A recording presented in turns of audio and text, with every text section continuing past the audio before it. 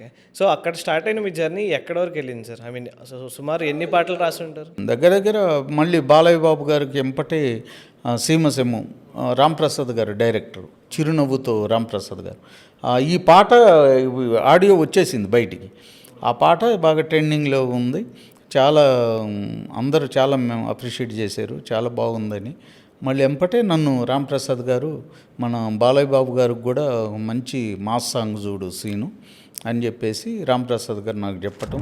Already నేను రాసుకున్న song ఉంది ఒకటి, పోరి హుషారుగుందిరు హైటేమో అరుందిరు, అది సీమసింహం. ఈ పాట యాజ్ టీజ్ వినిపించాను. రాంప్రసాద్ గారు చాలా బాగుందన్నారు.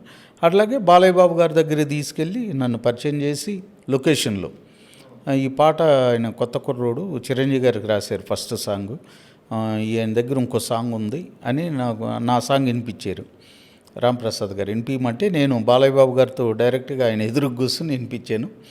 డెఫినెట్గా చాలా బాగుందని బాలయ్య బాబు గారు అప్రిషియేట్ చేశారు.